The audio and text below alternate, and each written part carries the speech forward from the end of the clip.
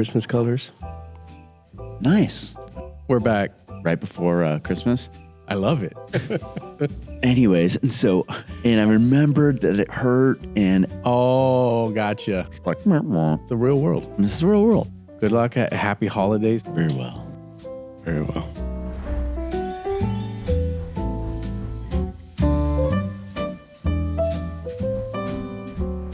Dude, how's it going?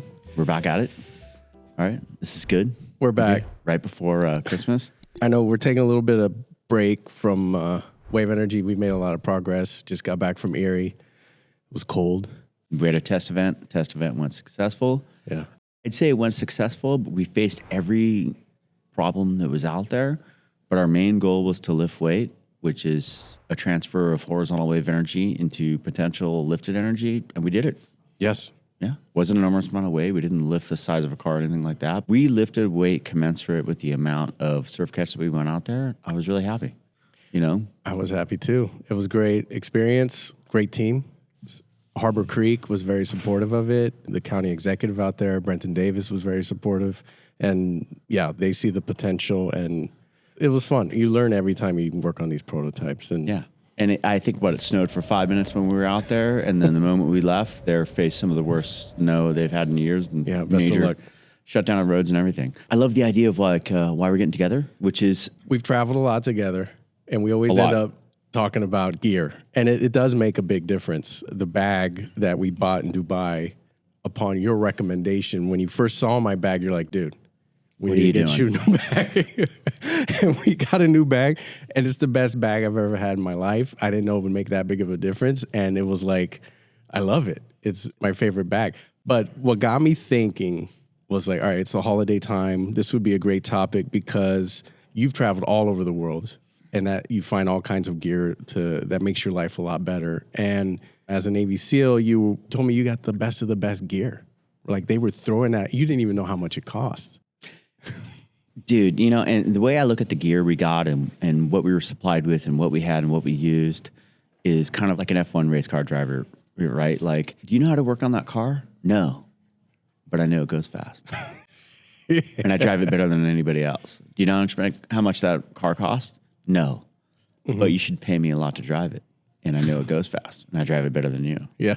Right? And because I have these endless conversations with people who are like, dude, like, you're using this gun, and it does this, and it's that, and it costs this much, and that kind of scope. It's like, dude, I barely know any of those facts, but I can shoot it really far. Yeah, accurately. And, and so now I'm on the other end of that, and I think me and you ran into that when I was talking to him, like, hey, we're going to the cold weather. I'm going on this hiking trip. I'm buying these boots, and I got, like, a coupon code, and then, like, I had no idea how much the boot cost. I was like, oh, my God, I kind of went back through, like, the reverse kind of, like, how many times I owned these types of boots, and I think I owned, like, $1,200 of these types of boots, but it was only like 3 of the boots that I owned.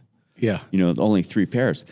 And so kind of like, all right, well, I definitely want them. And so I bought these boots and no, they're great and they're awesome, and that's kind of one of the things we're kind of planning to talk about. But the backpacks, that's a big deal, and I would say your average person probably experiences one backpack, right? In their life. Kind of like, I'm going to go to school and I have this backpack and like, maybe I'll get a nice one, or maybe I won't get a nice one.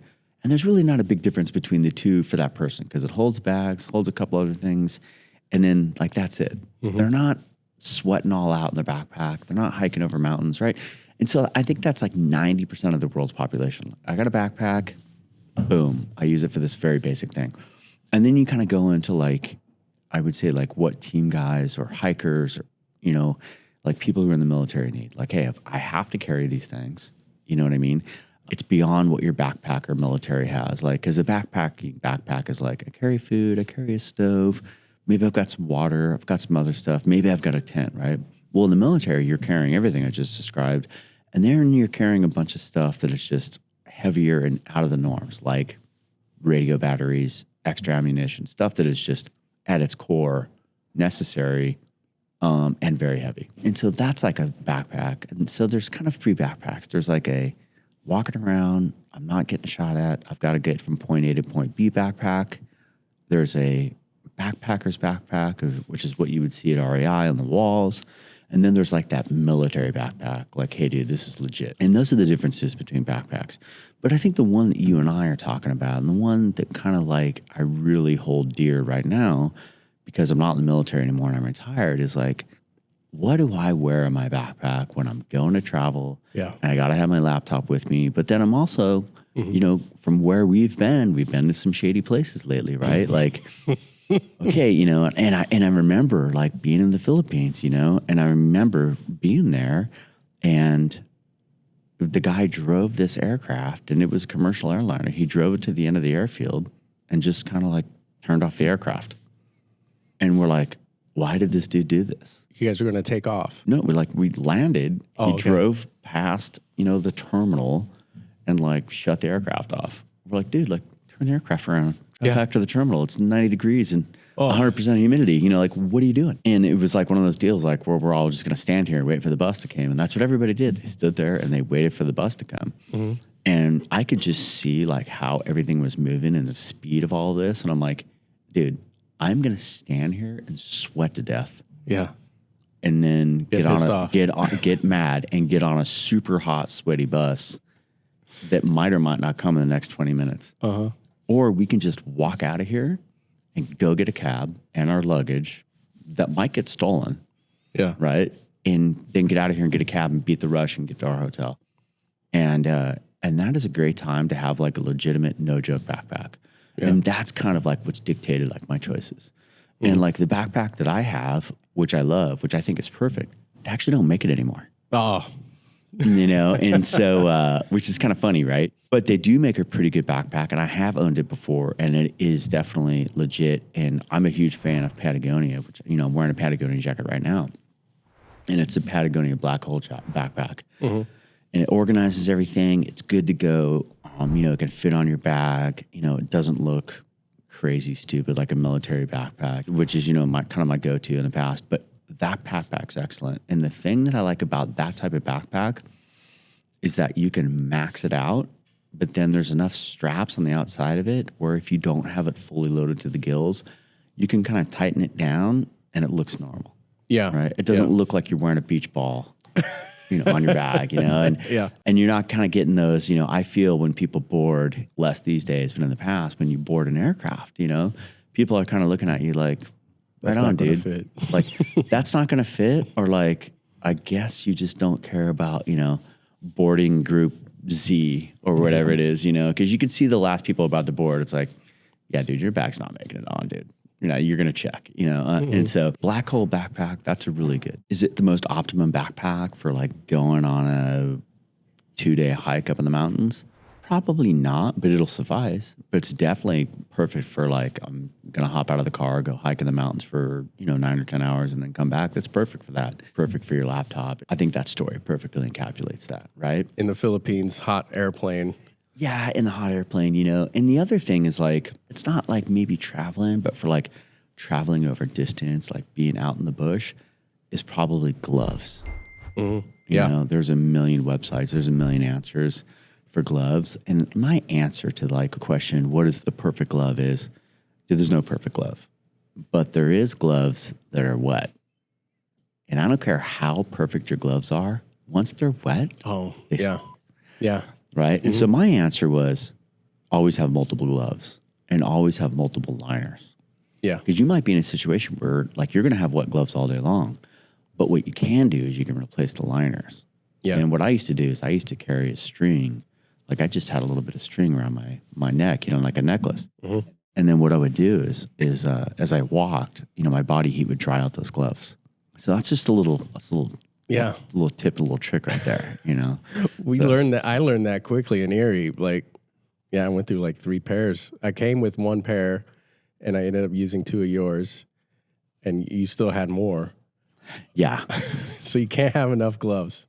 You can't have enough gloves. And the other thing is too, is like, don't be afraid to be like that. You know, what's that Christmas story where that kid's just like, he can barely walk and he's in all those like winter clothes. You know? All the layers. Don't be afraid of mittens. You know, mittens. like mittens. I always would sleep with mittens because that's where your hands can be the warmest. And then if I didn't have an exact need for gloves, if I didn't need the dexterity, I would always flex to mittens and use those as much as possible. Those keep you warmer? Well, they keep your hands warm, and that way you can kind of flex to the other gloves when you have to do something, and you can warm your hands back up. And so what I would end up doing is I would put them on strings. I would have the mittens on, and I would be walking around with the mittens. And then if I really needed my hands, I have thin glove liners underneath. I would flex to those and then put the mittens back on. Mm-hmm. And that was probably the best combo because it gave me the best of both worlds. Really, really almost no gloves at all, and then mittens for the meantime. All right, so for stocking stuffers this year, you said there's no perfect glove, but is there one that you like? We're talking about gifts, advice from a Navy SEAL on what to get your husband, right? And I read just a perfect, meme or statement or whatever it was. It's like, how do I tell my wife what I want for Christmas? I'm an adult. I'll just get it. I just buy whatever I want. Right now, we're trying to say, get him something he doesn't know he wanted. What are you going to get your husband, right? So glove liners, I would say what you want to get is like what I just said. You want to get a solid pair of gloves and a solid pair of glove liners. And so the Patagonia gloves are good to go. And then the outside research ones, right? So the outside research gloves, outdoor research, the outside gloves, and then Patagonia, those thin glove liners. That's the combo. That's like Patagonia? I do like Patagonia. I don't think they make the thin glove liners like they do anymore, but outdoor, I think I gave you a pair in Erie, those outdoor research ones. Yeah. Those ones are spot on. And the thing is, it's once again, buy 2 sets of the liners. Yeah. The gloves are good, The gloves I are hope good. is Patagonia out there? I hope they hear this. Yeah. No, well, they came out to you guys, right? They like giving you guys gear? Patagonia, a lot of people don't know this. Patagonia makes the SEALs uniforms. Oh, I didn't know they that. make the cold weather gear. They make the uniforms. It's they used to have some SEALs that when I worked at Patagonia, and so that's what they do. So, yeah, the lines have kind of been blurred, All right, so we got backpack, which I think it's on top of the list, right? The right backpack just changes your life, and then gloves. What about boots? Your feet. The two big things, right? The two big things with boots are comfort and warmth. Right? Comfort and warmth. And snow or rain are like, hey, it's bad weather, right? It's snowing or it's raining. Those two things to me are drastically different. Okay. Right? Drastically different, right? Because if it's raining, it's a totally different boot. If it's snowing, totally different boot. And once again, if it's raining, what it kind of boils down to is the socks become almost just as important as the boots. Yeah. And that's a huge deal. What you get in warmth, you pay for in weight.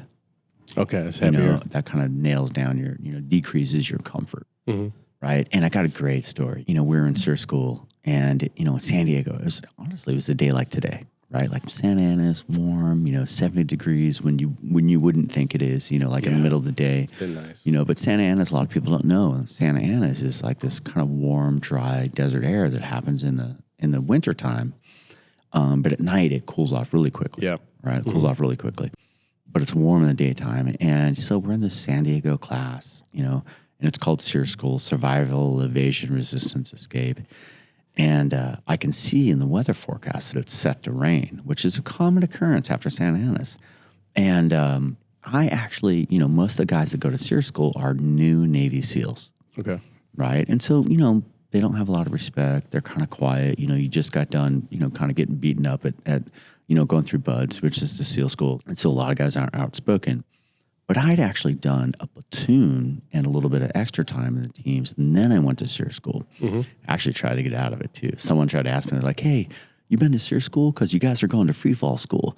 And my answer was very political. I said, oh my God, SEAL school sucks. They're like, oh, okay. And so they didn't write me down for SEAL school. And then we went to free fall school, and halfway through free fall school, the guy, Keith Burney, great guy.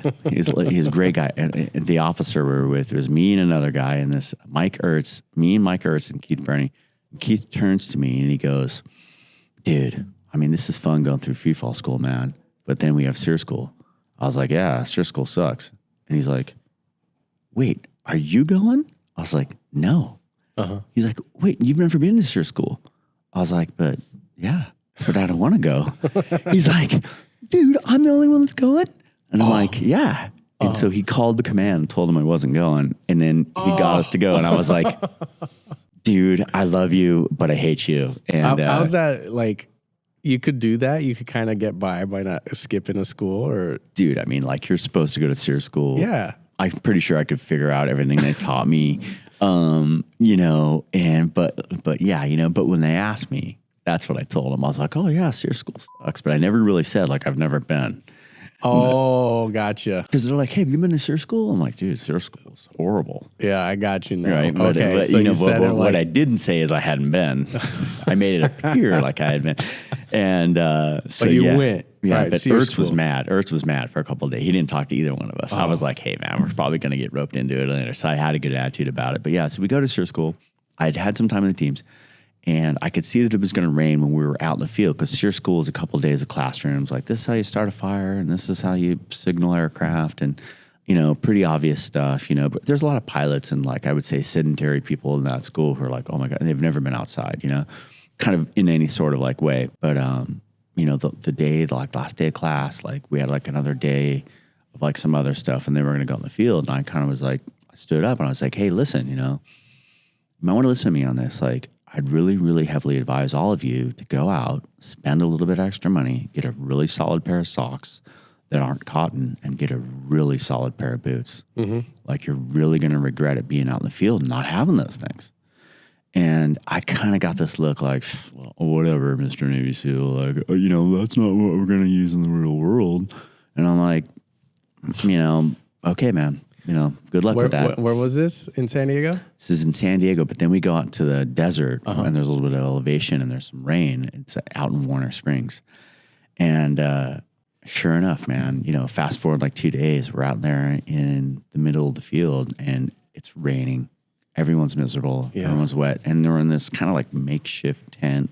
And there's this little like fire heater thing that everyone's kind of huddled around trying to dry out their like horrible cotton gym socks, right? And so I got in this little tent and I was like, hey, who here has like wet boots, like wet socks, like wet, like cold feet? And like everyone raised their hand. And I was like, okay, it sucks to be you. Does it? I mean, they thought I was going to like give them some like magical advice. Like, hey, if you wrap your socks and do this, they'll dry. Like, what do you think I'm going to say? Like, I told you what to do 2 days ago. The answer was yesterday. Yep. You know, so now you're going to suffer. And I had Danner boots on, and I very clearly remember, you know, there was cold sometimes, and it was wet sometimes, but, you know, my feet were good to go, and that's just like a major source of happiness when you're out in the field. Danner boots. Yeah, Danner boots, the Mountain Pass, hardware, you know, like those are the ones. Those are good to go. Kind of the step up from Danner is what is called like mountaineering boots, Scarpa boots. Scarpa. And the difference between Danner boots is Danner boots are thicker, they're Gore-Tex, they're warm, you know, just a solid high quality boots. Like a lot of police wear them, right? Now Scarpas are different. They have a hard outer shell, but you can take the insides out, right? And you can, you know, take that inside the tent with you. Oh. And you can leave the outside, either outside or in a corner of the tent, but then they won't freeze because they're plastic, right? Because, you know, you hear about this all the time. Like people, you know, they're out mountaineering, you know, rain turns to snow, and then they go in their tent and they're warm and they take their boots off and they either leave their boots, you know, in the tent, but in the corner, or worse, they leave the boots outside. And then because the boots are wet, they're solid, two solid blocks of ice. What happens is what you got to do is if you wear Danner boots, you know, Gore-Tex full blown boots, and then you don't literally sleep with your boots, you know, so if you could imagine getting in a sleeping bag, with your boots in there. With your wet, nasty, muddy boots in the middle of your chest. If you don't do that, they're going to be blocks of ice the next morning. And so that's where those mountaineering Scarpa boots come in. Okay. Right? And there's, you know, other brands that make them as well, because then you just take the insides out, which is kind of like a thick, firm sock, and you can put that in a sleeping bag with you. It'll be a little stinky. That's okay. Not the best in the world. Yeah, 100%. But, you know, that's something, right? And so we were in Alaska, and it was kind of like right on the edge. We could probably get away with Danners. Maybe we should wear the Scarpas, but we could get away with Danners. And I talked to one of the older guys there as a Warrant Officer Robertson, and I go, hey man, what do you think, Danners or Scarpas? And he said something which I'll never forget. He said, you know, if you wear the heavier boots in a week, you'll forget that you weren't as comfortable as the other guys because your boots were heavy. But if you wear the lighter boots and it gets wet and you're miserable, you'll never forget that. Yeah. Yeah. And sure enough, you know, I wore the heavier boots and it was about half and half. And the guys that wore the heavier boots, sure enough, they were way better off. Yeah. Way better off than the guys that wore the other ones. Because the guys, they were just miserable and they were like sleeping with their muddy boots. And it seemed like their feet were just endlessly wet. And it was, and like that, they hemmed and hawed about it the whole time. And then, but you guys have discussions about it. That's the difference between, I think, the SEAL teams and the rest of, you know, a large portion of the military, right? Like, hey, should we wear this kit or that kit or this kit? You know, like the Army is like, unless the world's ending, like they can't wear their like woolly hats. Yeah, in the Marine Corps, they told us what to wear. We didn't have options. They're like, totally different than put teams. that on. Everyone's kind of in a different, you know, and it looks, you know, like Marines would their heads would blow off. It's totally different, you know, like everyone looks totally different across the board. And some guys, you know, they're like, oh, this is the military stuff I'm going to shoot, but I don't like it. I bought all this other stuff. Yeah, you get your own gear. Yeah, as long as it's not like bright orange in the field, like it's kind of, you know, you can do what you want, you know. But that's good. So you guys were like, and that's how important it is. You actually talk about, all right, what boots are you going to wear? These are our options, and you know, these are the conditions, and it's an important topic you have to cover. Yeah, you know, it is a huge issue. And, you know, I'm like a little bit of a fiend for it now. You know, I don't know if you've noticed, but like I buy the exact same running shoes. Oh, I didn't know that. When I go and buy them, I buy them in like twos. Uh-huh. So I run in one shoes Monday and then I'll run on a different pair like Tuesday. Uh-huh. You know, like the same pair, right? And it drives my wife nuts. She's just like, why? Like, what do you know, well, she's like, well, she always hates my choice of shoes. Why did you buy two of the exact same pair? And then what I'll do is I'll take a Sharpie and I'll just like mess them up. So like the pair number one doesn't get confused with pair number two. So then I just write all over them. And I was like, I'm not wearing them to my job interview. They're like running shoes. You know what I mean? Like half the time I'm running at night. Like who cares, woman? Yeah. And so, yeah, it's kind of funny. But yeah, I do that. I'm pretty particular about the boots, you know, pretty particular about like all that stuff. And I pulled the Scarpas. I still had them after 10 years. And I pulled them out of like my old gear bag. And I was like, right on, man. Like I'm going to wear these again. I'm going on a mountain hike that I have planned, you know? And I pulled them out of the bag and they just like fell apart in my hands. Oh, really? Yeah. And I was like, gosh darn it. You know, and that was like, that's how I got in that kick of like, all right, I'm going to go buy these boots. And then I'm like, oh, I wonder how much these cost. I used to want to buy these old ones I used to have in the SEAL teams. And then that's when I was like, oh my God, these are $400? Like, dude, I would have held on to them, you know, like longer, you know, so it's kind of funny. We didn't talk about the socks. Is there anything there? You said no cotton socks, or there are other types? Well, you know, that's kind of like the first thing in mountaineering, right? Cotton kills. Okay. You know, cotton's comfortable. Cotton's mass produced. It's important.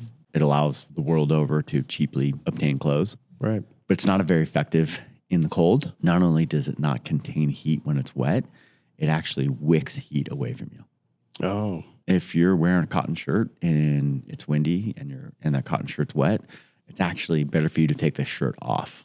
Yeah. You know, because it'll wick the heat away from you. So yeah, cotton's not the best. You know, that's why wool was so prominently used, you know, like worn by the first guys to summit Everest. Okay. You know, which is insane. I'm sure it was very heavy. Yeah.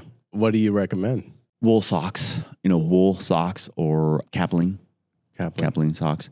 I'm once again a huge fan of the 2-sock system. Very, very thin Capling sock. One that's very slick. That prevents blisters. Yeah. And then a thicker sock on the outside. Yeah. We used to do that. Woolrich is very good. You know, I forget what the ones I use lately, but you know, Patagonia's got, once again, Patagonia is kind of like the go-to. You know? The go-to. Yeah, Outdoor Research and Patagonia are very good socks. But you had another question here. I love it. Knives, right? Yeah. So knives is one of those things where it's like in the teams, it's like new guy versus old guy, right? And like new guy is like, dude, I've made it in the teams, you know, and like as you become a SEAL, like you kind of ascend, you know, like tiers of respect, but you also ascend tiers of like pay. Yeah. So I think after Hell Week, I think you start getting hazardous pay. I might be wrong or not, but you get a little bit of pay bump. And then after, second phase, you get a little bit of pay bump. Mm-hmm. Then after third phase, you get like demolition pay. And then as you go to a SEAL team, you get a little pay bump for being in a SEAL team because it's like, hazardous or special duty assignment, right? And all these little bumps happen, right? And so what happens is finally all those pays catch up, and you're like, dude, I'm gonna buy myself something nice. I don't remember if I bought one or I got issued one, but I got issued. I think it was like a SOG 2000. I want to think. I could be totally wrong, but it was big. Uh-huh. And I had it, and I was laying some stuff out. I think I was painting all of my stuff because it's all black, and I was painting it some different colors because we were going out in the desert. And I remember this. I remember very clearly this older guy, and he was a senior chief, and he's a good dude, jet black hair. For the life of me, I can't remember his name, but he was like, I remember when I was a new guy, just like you. I got a big, huge knife like that, and I put it on my gear, and I was like super proud. And I go, sit down with all my gear, and I lean up against a tree, and that knife, not just the top of it, not the sharp part, right? Okay. It was in a scabbard, but he's like, the knife hit the ground, and that knife went right into my ribs, and damn it if I wasn't sore for like a week, And he's like, that's the last time I ever wore like a big knife like that. And I remember listening to that story, and I was like, yeah, whatever, dude. Whatever, dude. Bro, I'm 21 and a half years old. I know everything. Leave me alone, right? And so sure enough, fast forward like 2 weeks, and I was in maybe Camp Roberts or something like that in California. And I'll be goddamn if I didn't do the exact same thing. I lean up against a tree, and I'm like, ow. And it didn't hurt that much, but I was like, dang it, you remembered. And I remembered that it hurt, and I just remember never using that knife once. No. But then it was kind of like a point, like silently in my mind between like me and that dude. I'm like, well, I'm going to use this knife. I'm going to use this knife. And so fast forward, and this is like the same kind of like trip we went on this trip. We went to like the desert. We went to, I think, Camp Roberts. We went to Alaska. And we went on this trip, and we had a rappel line, right? Mm-hmm. Which, by the way, like we always learn how to do rappel and like tie up these knots and cross these rivers. And it's always super cool. It's like really, it's advanced. It's neat. It's kind of like a scene that you would think of in the movies, right? Everybody rappels over the line, right? It's a cool thing to do. It's definitely like, it's a movie shot, Mm-hmm. I always call it like a glamour shot.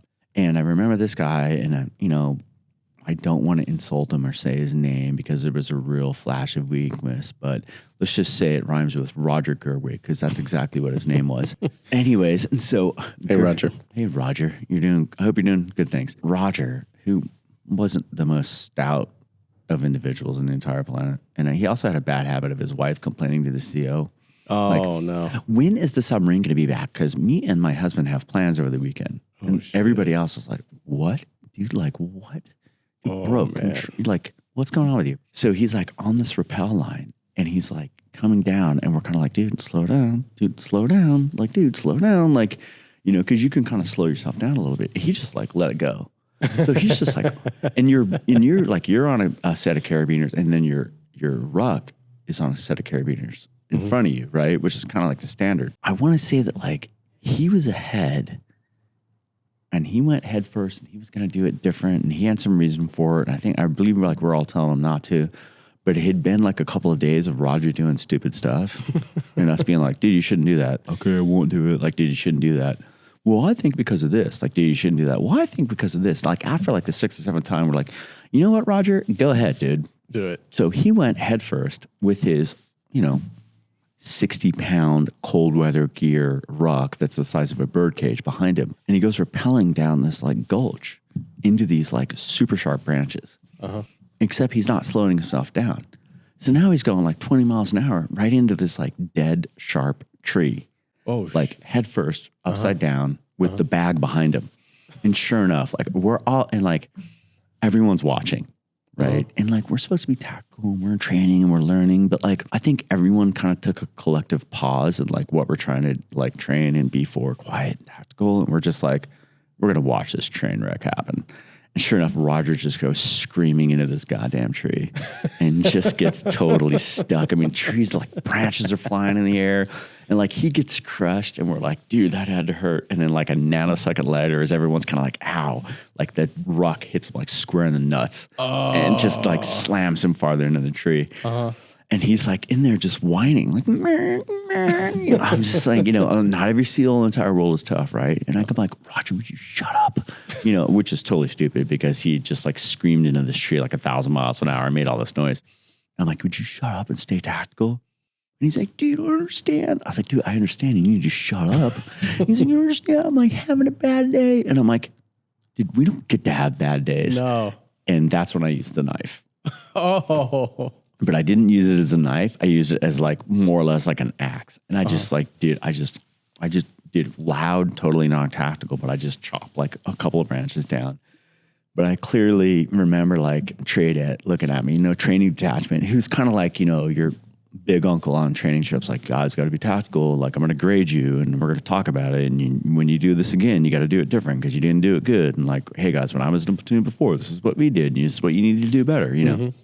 And they all were watching me like hack this dude out of a tree and also chew his ass at the same time at like full volume. And they're all kind of like, you know what? We don't need to be tactical right now. I'm kind of glad this dude's yelling at him. Like, we're just gonna let this one slide. So it was very funny. So that's my knife story. That's my knife story. That's your knife story. Did he learn it? So that was the only time you used that knife? I used it some other times, here and there, but it ends up turning into a tool, Warrant Officer Scott Borgman, great guy, just phenomenal dude, phenomenal, like just an incredible diver, right? He was like, you know what I use for a dive knife? I use a Spyderco. Spyderco, right? Just a knife you have in your pocket that you open, and he's like, yeah, I just use it on a phone cord. And I was like, you know what? Like, yeah, because like a fixed blade knife, is kind of a pain in the neck. Yeah. And I was like, like that's the way to go. So that's what I started doing. I took an old foam cord and I took an old Spyderco, and what I did is I ended up super gluing some Velcro onto the knife, and then some Velcro onto a Draeger, and then also a Mark 16, which is not the Mark 16, but the straps on some of my gear, on my dive gear, which actually for the Mark 16, I was using a weight vest. And that's what I ended up using. And that's the knife that I used when a buddy of mine underwater got like wrapped up in 550 cord and was just like, we were just standing there. Great dive story, right? He just got wrapped up with all this kit and was just like, I'm stuck. Just like, was he in trouble though? No one's in trouble, but it was crazy, right? Because the phosphorescence up in Seattle, up in Keyport, Washington, where we were diving south of Seattle, was so bad that if you moved your hand in front of you, you actually were kind of like blinded. It was the equivalent of like taking your phone light, your phone and putting it right in front of your face. You're kind of like, all right, you couldn't see it for a second or two. And so every movement I made, I had to either like make the movement and then wait a couple of seconds until the phosphorescence died down, or I had to, move really slowly. So I had to untangle my friend, but then do it in like slow motion. So it was pretty neat. It's my knife story, right? The knife, I don't know. I thought of a joke. I was thinking of that. What do you call the knife? The one that you were issued?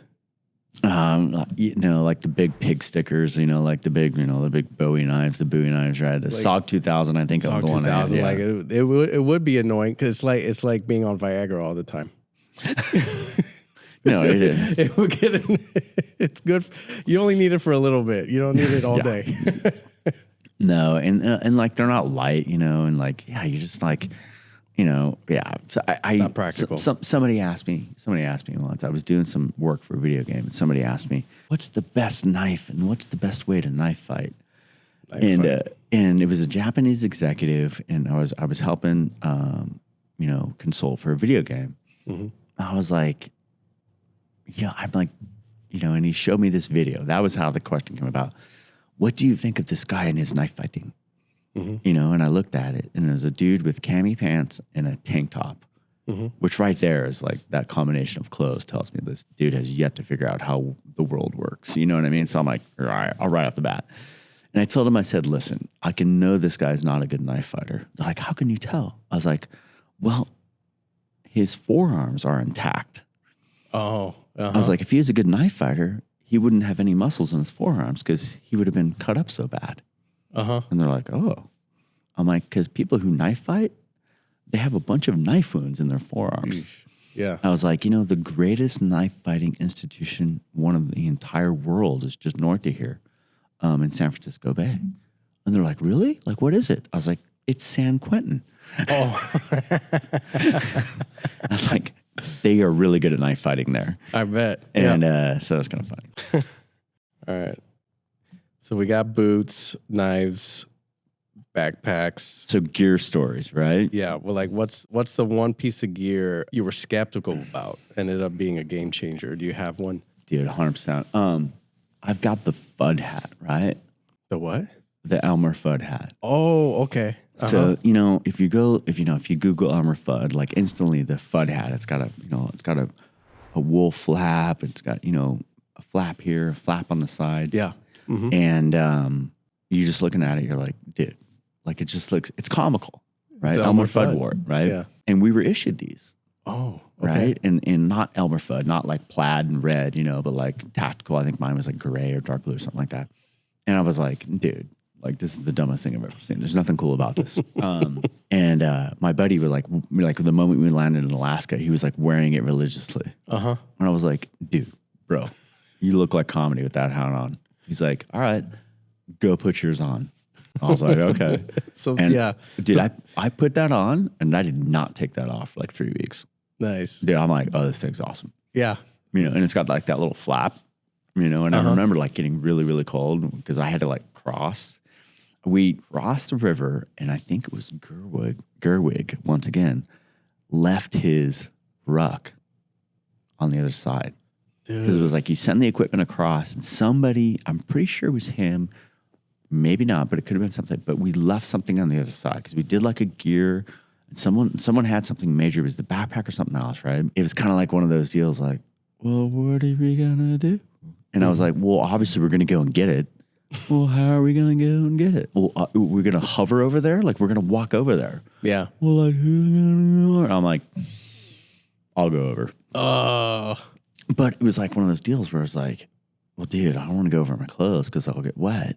I don't want to like set up the rope again because that takes an hour and we're all freezing here in the rain. And so I'm like, you know what? Like, I'm the dude to go over there and get it because I've surfed my whole life and like I'm not afraid to walk on like slippery rocks. I kind of know how to like balance myself and go over it. So I wore that hat and nothing else. And your knife. And no, I was just like buck naked, and I crossed this river to go get this like bag. And I remember like I coming back across. My buddy was like, "Dude, there's two things that are shining bright tonight, like the moon and your ass." Yeah, it was kind of funny. So yeah, I crossed over there and I got it and came back. And but the gods shined on me because like it was raining, it was windy, and then like.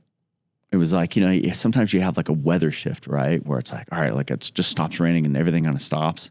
But you can kind of tell like, hey, real soon it's going to like pour. Yeah. But it didn't rain or do anything at all. I crossed, got the back, came right back across, and then boom. It came. Like I got it closed and we got moving again and warmed up and then like, dude, it just dumped. And so it was pretty cool. So yeah. You had to tell the guy, hey guys, it's cold out here. Leave me alone. Yeah. No pictures. No pictures, nothing. Yeah, so that was pretty comical. The FUD hat's good to go. The FUD hat. Would you still wear one today, or are there? There's been advancements.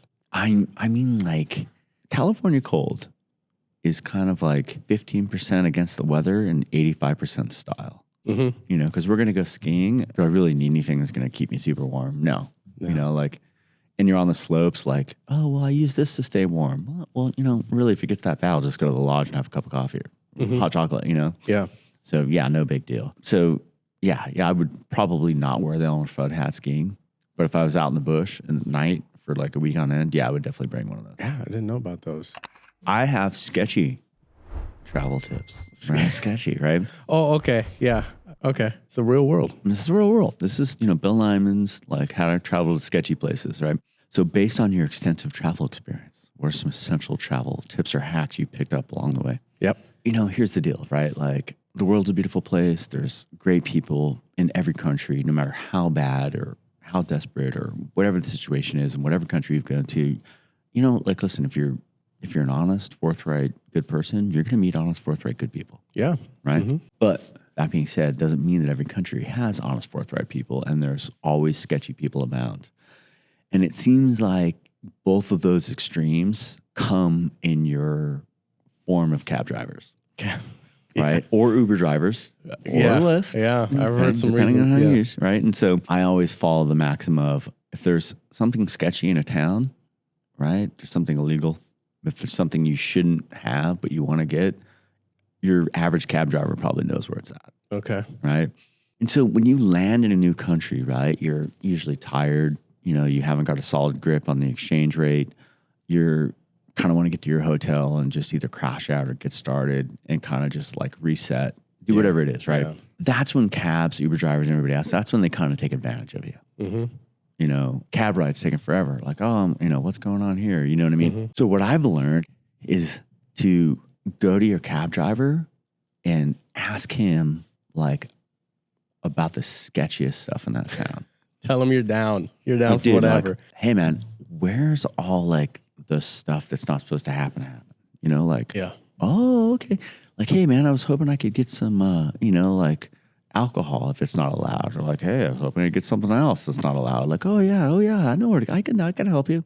And so what happens is when you're asking for all these sketchy places you're not supposed to go and you're not supposed to get and all this stuff, in his mind, he's like, all right, because all of those places that are nefarious and illegal and probably outside the bounds of legality, all the people that run those places, they love the cab drivers that bring them customers and they give a little bit of a kickback. Yeah. Right. Mm-hmm. Thailand's famous for this, right? Like, hey, I can take you to this temple, but it might be closed, but I can give you a free ride to the temple if after the temple we stop by this, like suit store. You don't even have to buy a suit. Mm-hmm. Right. So these cab drivers get all the kickbacks from these jewelry stores and all this other stuff, right? Yeah. So you tell this cab driver, man, I want to go to this, places where the ladies are. I want to go to this like underground nightclub. I want to go buy some stuff I'm not supposed to buy. And then his mind, he'll be like, oh yeah, dude, I'm going to get a whole bunch of kickbacks. Yeah. Right? Yeah. But then what you do is you tell the guy like, hey, listen, I got to go to my hotel first. So here's the deal. Give me your phone number. You know where all these places are. You sound like an awesome cab driver. Okay, take me straight to my hotel. But then after that, I'll give you a call and you can take me to all these places and get all your kickbacks. Mm-hmm. So in his mind, he's like, dude, I'm going to take this dude. I'm going to drive him halfway around my town. I'm going to get a whole bunch of kickbacks. And so I'm going to give him a really good price on this cab ride from the airport to the hotel. I'm not going to rip him off. I'm not going to drive him in circles. I'm not going to do anything. And he'll be good to go. Mm-hmm. Right? Yeah. And usually the places he's telling you about is kind of like all right, well, I got to make sure I don't go to those places because those are probably dangerous places, right? So you kind of get like filled in a little bit along the way. So you get two things. So you get maybe a decent ride. He's not overcharging you.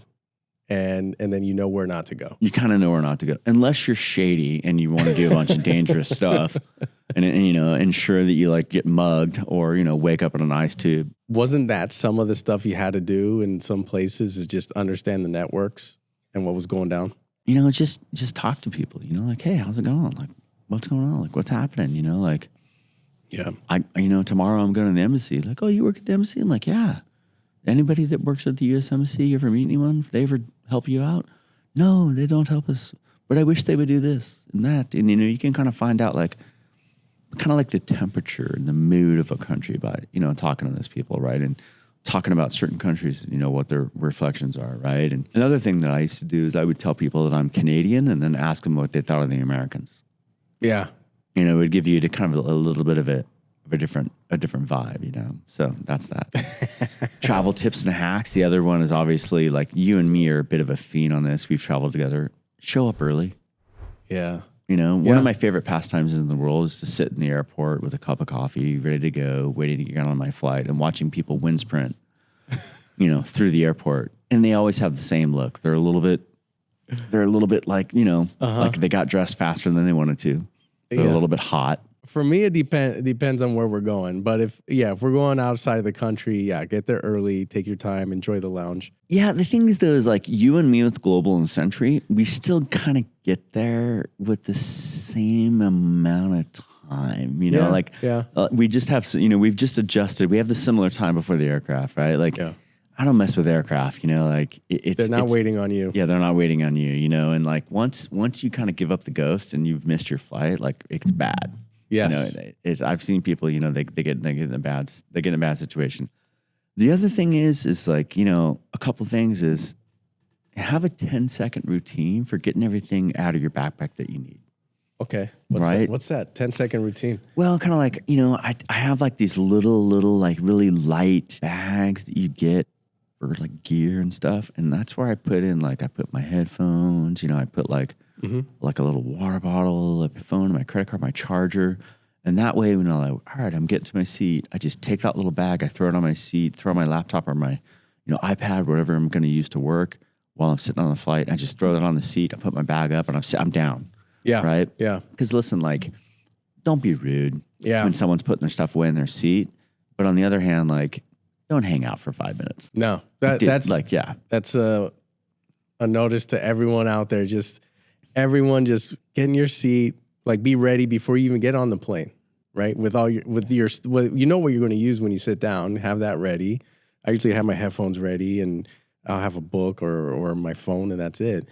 But then, you do see some people that are just taking their sweet time, getting their bag. Oh, I got to get this and that. All right. I like that idea. Yeah. And, you know, I think my overarching kind of thing of travel, you know, like 200 years ago, you know, what is it? 1924, right? So 2024, excuse me. Like in 1824, all the way until like 1890. If you lived in New York or Kentucky, you know, Chicago, if you lived in those places and you're like, I want to go to California. Like when you left to go to California, there was a large chance you might perish on that journey. You know, there was actual Indians. Yeah. You know, there was no joke like death and despair. Yeah. Right. And when you left Chicago, there was a pretty solid chance you were never coming back. So whoever you said goodbye to, that was the last goodbye. And it took months to get to California or Oregon or Washington, wherever you're going. So when you're going to get on a Southwest Airlines from LA to Baltimore, kind of remember that, you know, and be polite to people. And if your flight gets delayed, be happy that it's 5 hours or 6 hours later, you're going to be where you need to be, not 6 months. Yeah. With dysentery along the way, you know, like take it easy, man, you know, like chill out. I think the other thing is, you know, dress like someone who the airline wants to see in first class. I like that. Yeah. Because you don't know who you're going to meet or what the situation is going to be. Yeah. And then one more thing, if you're flying, like, you know, with computers and algorithms and the way that they book, like flights are full. Like they've done a good job of filling up the flights, but not always. Yeah. So there's always a chance you can get an upgrade or you can get something. There's always a chance to get something. So when I have a moment, I try to chat up the airline staff. I try to be polite. I try to make myself like semi-known. And the one thing I can tell you that will always buy you rapport with the airline staff, and this generally works in history or people all over the world, is a common enemy. You know, and there's nothing more in the world than airline staff hate than people that are late. Right? Yeah.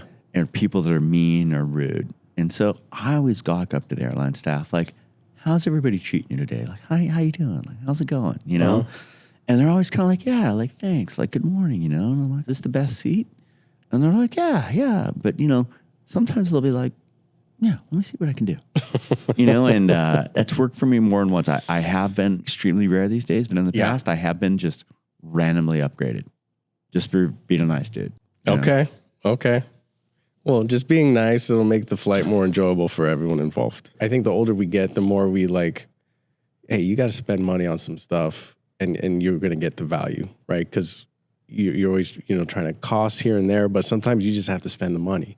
So is there like a piece of gear that, if someone's shopping out there looking for a gift for their husband, their son, their outdoors person, is there one piece that you would actually spend some money on that it makes a big difference? It all depends, right? It all depends. Like, I'm a huge surfer.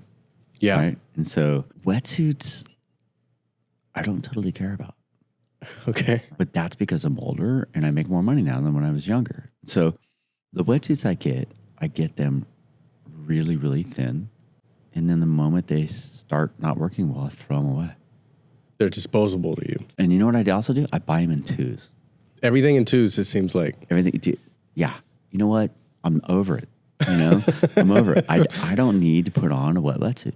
So I have 3 of the same exact wetsuits right now from the same company. I'm wearing Volcom wetsuits. I get a good deal on them. They're really, flexible. They're solid. They're good. They're not Yamamoto rubber, which is like really high end rubber. But I don't feel I need it in SoCal. And when I do surf, I think you've probably seen me. I'm fairly intense. I'm moving around all the time. But I only mention that because I'm the absolute inverse on surfboards. I get all of my surfboards customs. And I absolutely spend as much money as humanly possible on those. I get the most high-speed fins, and I get the absolute most high-speed board. I get really light epoxy surfboards. Okay. That makes a difference. It makes a huge difference. If you're going to do something, if you're over the age of like 40 and you're into a sport, like, dude, you're probably busy. Yeah. You're probably working a lot. You've probably got some kids. And like that, and I would kind of like embolden people to say, you know what? Like if you're going to spend time off doing something, spend the extra money and buy what you really want. Maximize the time that you're not spending at work or you're not spending with your wife or kids. Make it worth it. You could probably the same applies to golf clubs too. Well, that was where I was going to go next. Like when it comes to golf clubs, I just like, it's tough, because like I go for it. I get some high speed golf clubs. I got a nice bag and go to nice golf courses. Like Torrey Pines is nice. Golf there.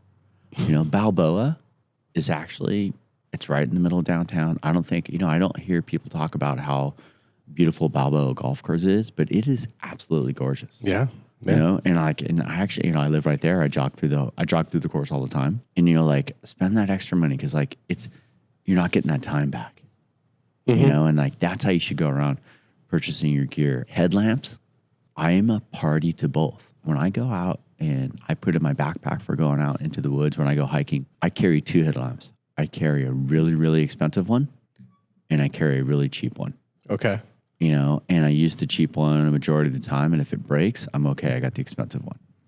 So the expensive one's your backup. My expensive one's kind of the backup, Okay. Yeah, that's the way I go. Any brand that you like for the headlamps? Petzl. Petzl's the one. There's one that's about like that big, and it is, you can. I used to wear it in the teams. I used to wear it around my neck. Some guys would take them and they would glue them to their helmet. Oh, okay. And some guys had some lights on their helmets. And I've done that before as well. Some guys turned their helmet into like a damn factory, and there was all sorts of stuff on it, which is actually good because it's right. It's kind of right there, and you have the weight anyways.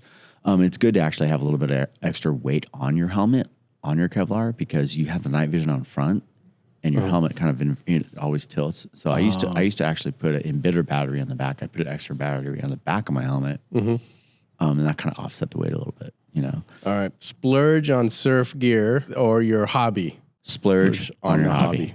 Yeah, splurge on your hobby. Yeah. What other sports do we do? Yeah, hiking. Swimming. Yeah, good goggles. Don't get foggy goggles, I've seen these goggles now. I guess they're Bluetooth, and they read out how long you're swimming in there. Ooh.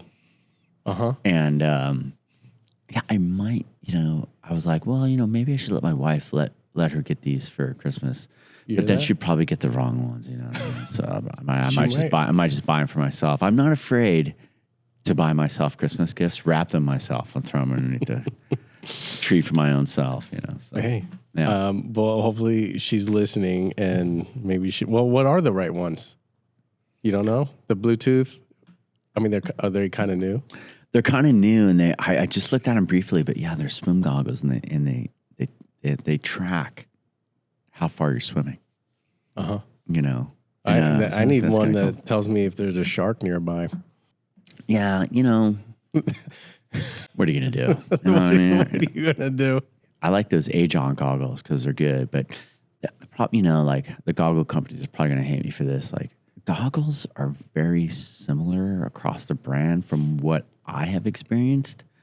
I think an older pair of really, really high quality goggles is nowhere near as good as a cheap pair of goggles that are fresh out of the plastic. You know, because they just wear out. Yeah. You know, so like my deal is just buy a half a dozen of cheap goggles.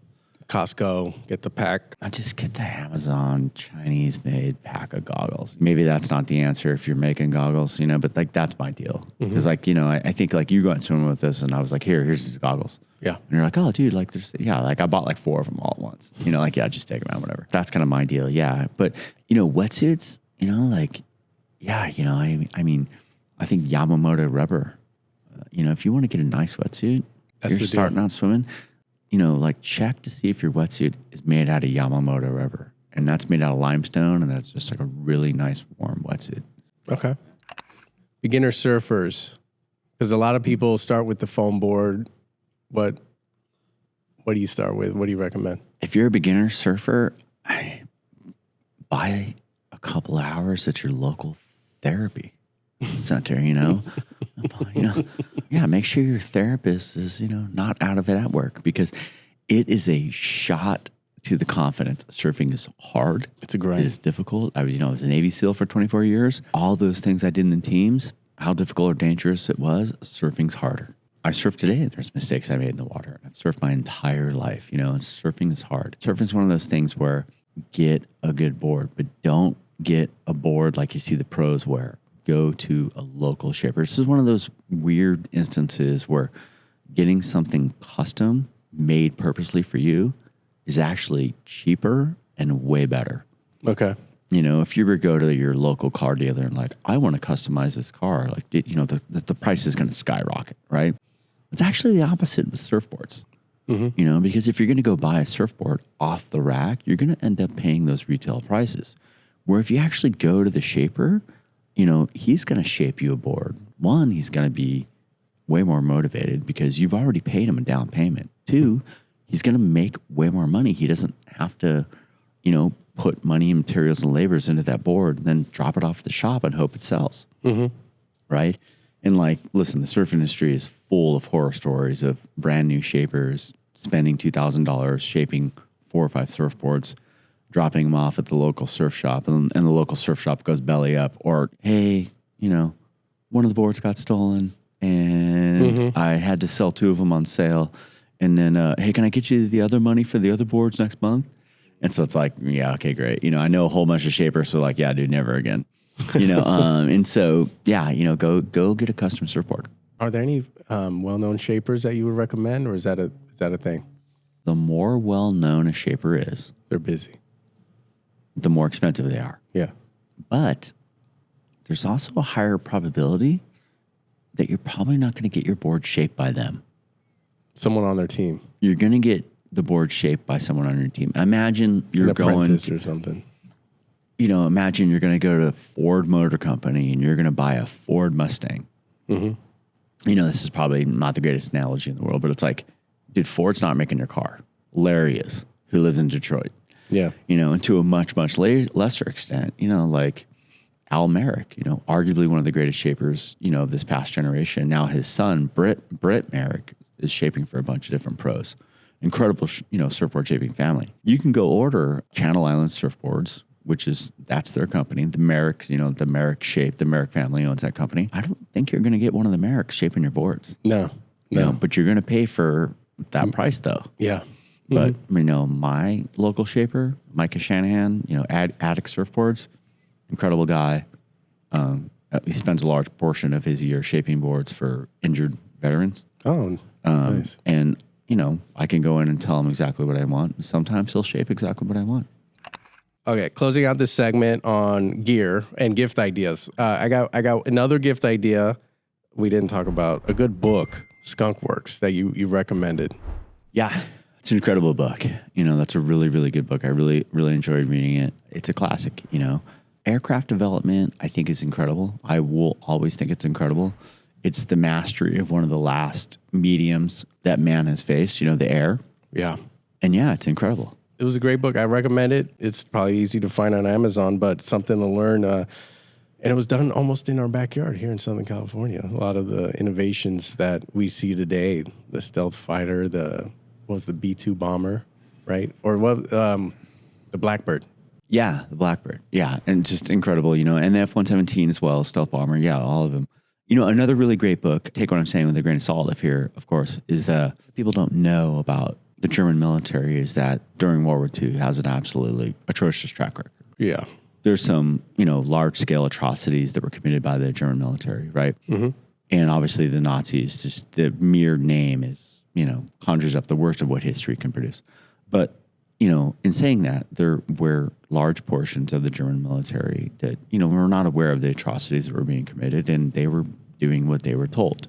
Mm-hmm. And, you know, one of the arms of the German military is the Luftwaffe, which actually did have a high degree of honor. And there's lots of stories of, you know, German fighter pilots, like, you know, being kind to their adversaries and doing some things that were, you know, of high honor. And arguably one of the greatest fighter pilots in the world, not for total amount of kills, which was Eric Hartmann, but just for the skill of the people that he was fighting against. And, you know, I'm probably going to murder his name, but Joachim Marseille.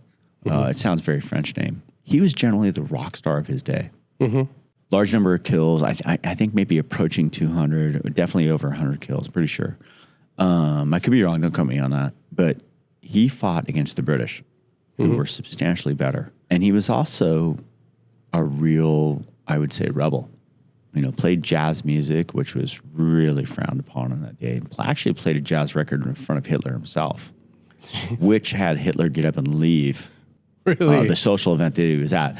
So that's a huge deal. Is that in this book you're talking about? It's in the book. And the book is called The Star of Africa. Uh-huh.